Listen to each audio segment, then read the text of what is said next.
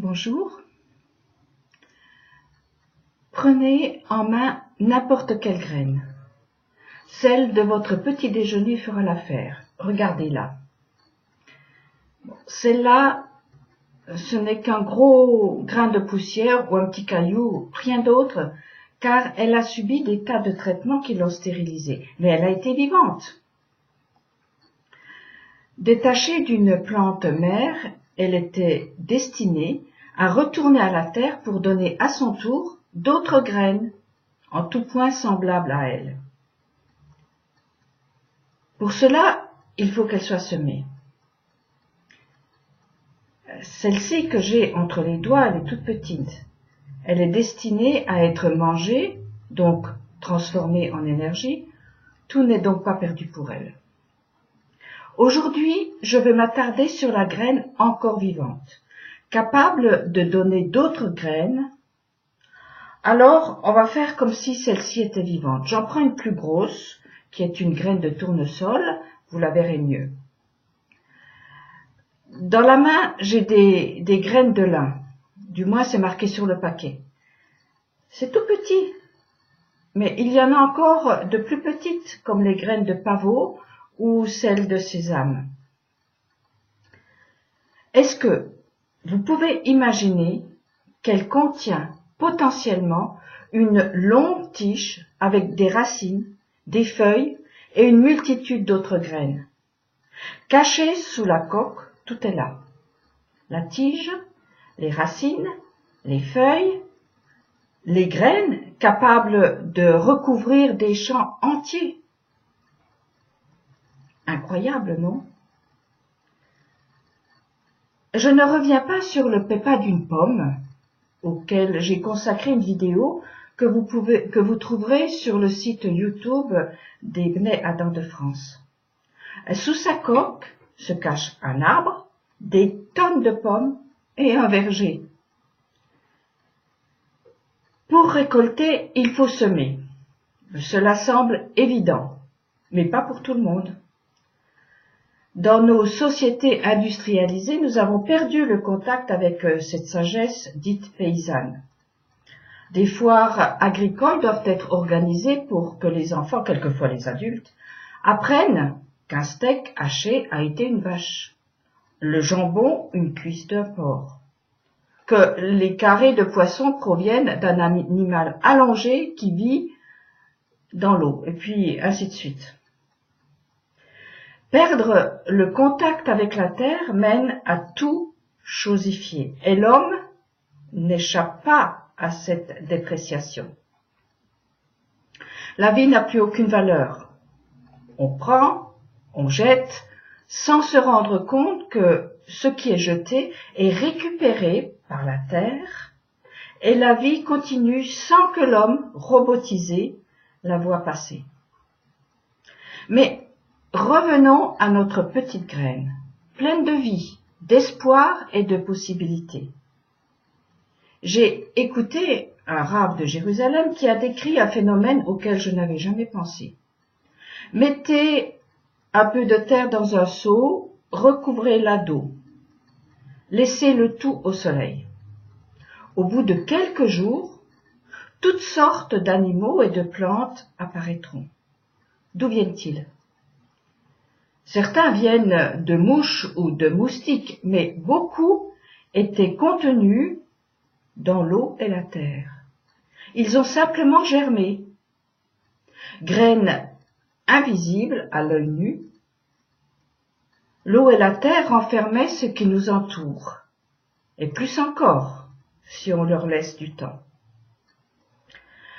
Lorsque le Créateur a dit que la terre produise les végétaux et les animaux, que l'eau produise tout ce qui grouille, il a prévu la germination de ce que nous voyons comme du minéral, sans vie, à l'image de cette petite graine. Tout est vie. Simplement, nous ne le voyons pas. Et la science n'a pas encore tout découvert, mais la Torah le dit et le répète sur tous les tons. Moi, le vivant, il n'y a que moi en tout. Notre cerveau limité ne peut pas concevoir cette réalité. L'infini, l'éternité, l'unité échappent à la terre, à la tête. Seul le cœur peut pressentir cette merveille. Cette simple graine me sert à visualiser ce que cache ce qui arrive à chaque instant dans la vie d'un homme. Des potentialités à faire croître et multiplier. Lui-même, l'humain, est une graine, une potentialité, un devenir. Sous la coque, sous ce qui frappe les yeux, il y a un monde à faire germer.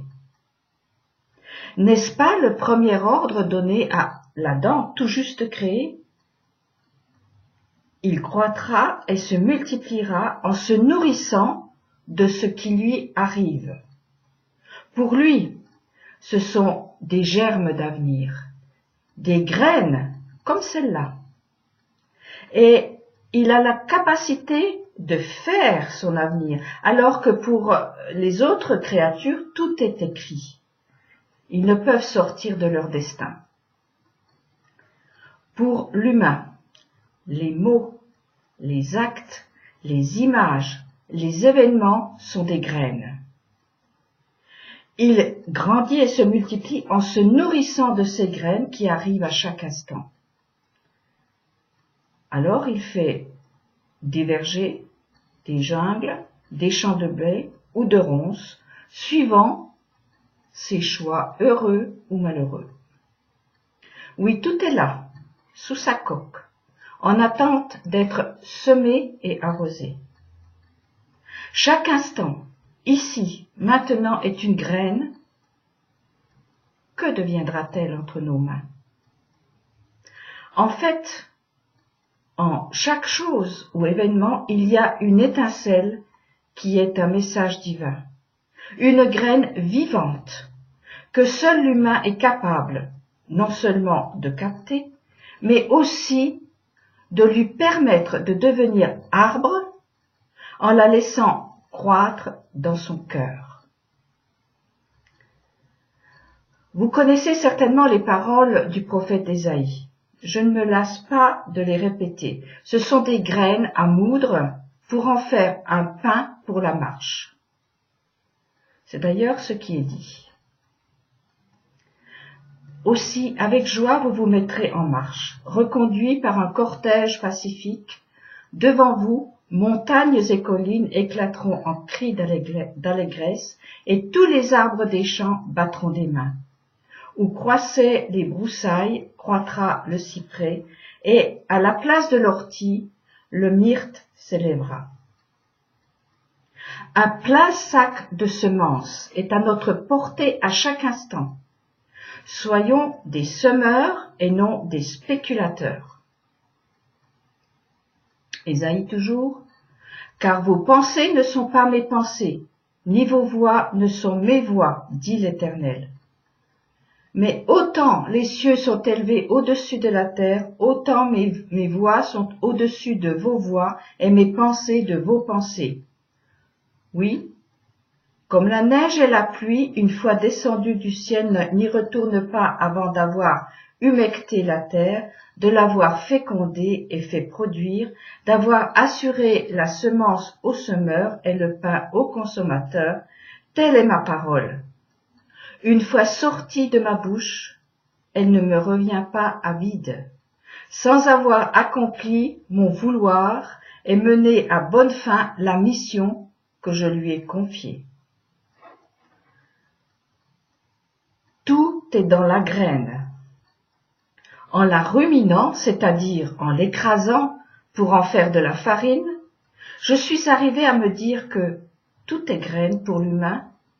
Tout ce qui tombe en lui va germer, croître et se multiplier.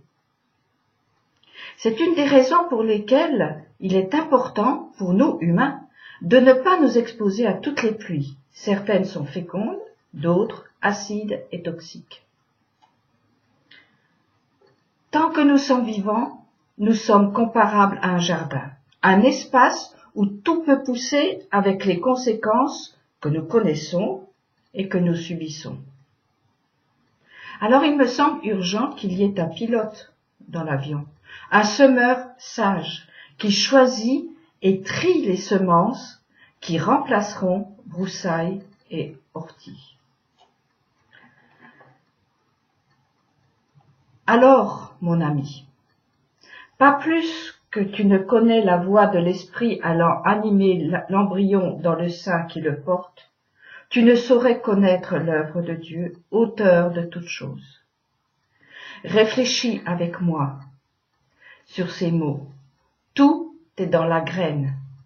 Tout est graine pour l'humain, pour l'homme. Et le Créateur assure la semence au semeur et le pain au consommateur. Bonne semaine à tous.